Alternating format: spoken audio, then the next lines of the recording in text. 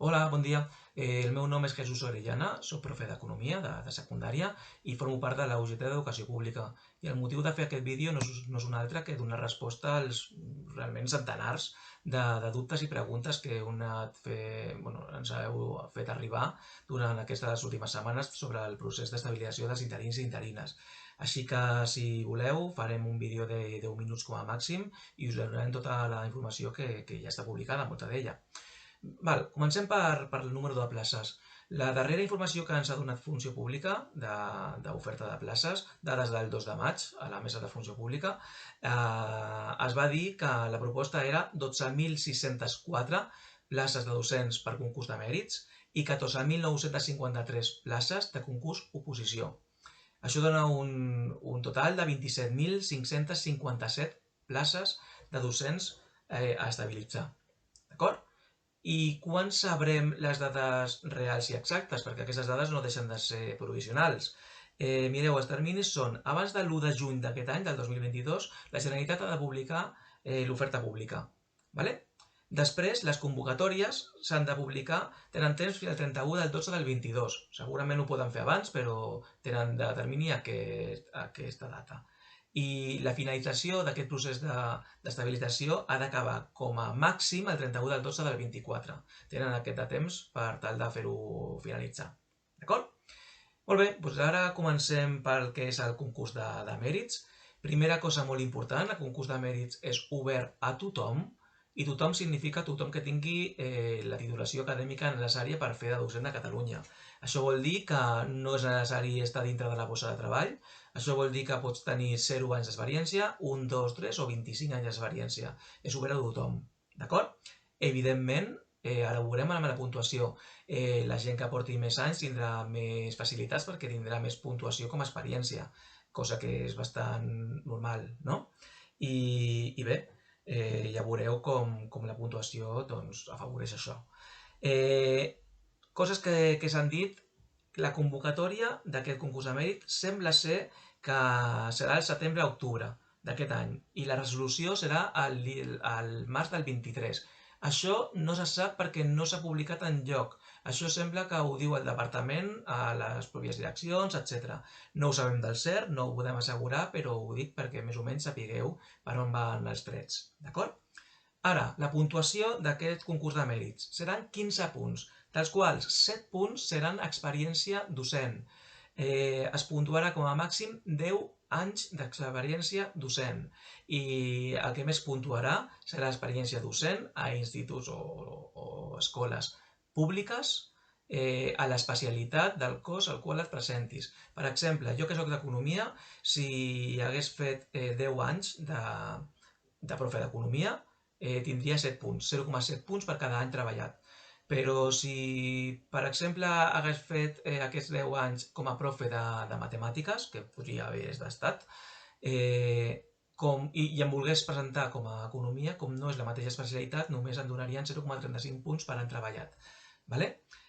No detallaré totes les puntuacions, les posa ja a un BOE, es poden consultar, però que sapigueu això, que són màxim 10 anys a valorar i la puntuació que dona, els anys que donen més puntuació són l'especialitat del cos al qual et presentes. Una vegada ja tenim calculada l'experiència, tenim la formació acadèmica, que seran 3 punts. Aquests 3 punts són d'altres carreres, màsters, doctorats, titulacions d'artístiques, d'FPs, etc. Jo recomanaria de mirar aquestes puntuacions a altres convocatòries, que segurament no canviarà gaire. Vale? I altres mèrits tenim 5 punts. El que sí que sabem és que 2,5 punts seran per persones que hagin superat un procés de concurs-oposició de després de 2012, que aquestes persones ja tindran 2,5 punts, i bé, altres mèrits també seran cursos de formació permanent de 30 hores, de 100 hores, etc. D'acord? Bé, i aquí acaba l'explicació del concurs de mèrits, no és massa difícil. La gent que ha preguntat coses com es desempata en el cas que hi hagi puntuacions exactament iguals, ja publicaran la manera com ho faran. Posaran diverses normes per tal que aquests desempates siguin molt clars de dilucidar qui es queda finalment amb la plaça de funcionari o funcionària. D'acord? Això per una banda. Ja hem acabat el concurs de mèrits. Una vegada ja s'ha acabat el concurs de mèrits, ara parlarem del concurs oposició. El concurs oposició serà un concurs oposició com serà tota la vida, però ja veureu que les normes canvien una miqueta. Igual es parla de que segurament es convocarà al desembre del 2022 i que segurament les primeres proves es faran al juny del 2023. Una vegada més, no ho sabem, no està per escrit enlloc i per tant només és una previsió que es va dient i per tant ho diem aquí, és bastant creïble però no ho podem saber del cert. D'acord? Aquest concurs oposició serà, com tots els concurs d'oposició, la fase d'oposició que valdrà un 60% i la fase de concurs que valdrà un 40%. Canvis. La fase d'oposició només tindrà una prova que tindrà dues parts, la part A i la part B. No són eliminatòries la part A i la part B, per tant faran mitjana i si aconsegueixes treure un 5 o més passaràs ja a la fase de concurs. La part A, què és? La part A és el desenvolupament d'un tema. Com sempre, aleatòriament trauran 3, 4 o 5 boles amb un número de tema i nosaltres haurem d'escollir el tema a desenvolupar i ho desenvoluparem en un foli. Un foli o els que necessitem. Això per una part.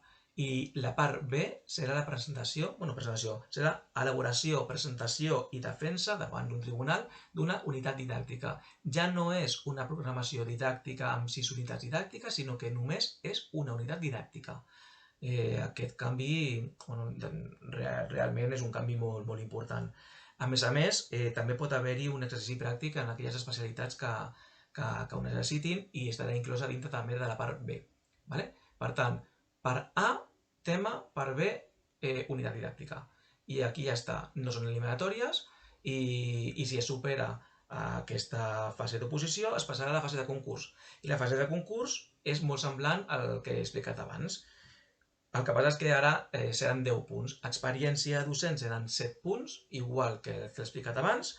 Formació acadèmica seran 2 punts i altres mèrits seran 1 punt.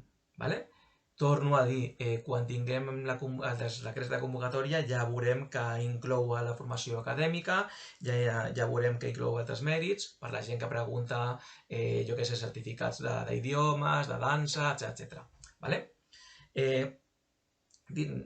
Doncs realment ja hem acabat. Això serà el concurs oposició, ja hem explicat el concurs de mèrits.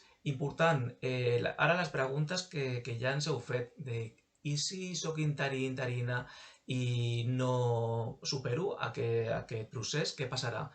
Bé, Funció Pública ja ho ha deixat, crec que clar, la gent que no superi aquest concurs d'oposició ni el concurs de mèrits no serà expulsada de la bossa, continuarà a la bossa i se li respectarà la seva experiència i la seva antiguitat.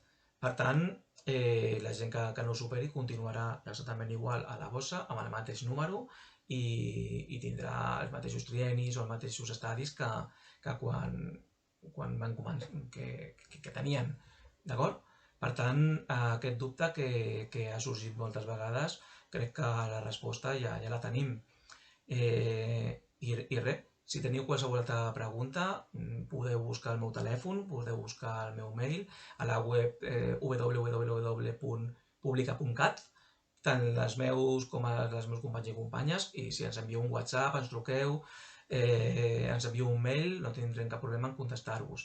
A més, si voleu, podeu seguir a Twitter el perfil PublicaCat, que també és el perfil que utilitzem, o per Facebook, igual podeu presentar-nos les vostres preguntes al grup d'UGT d'Educació Pública.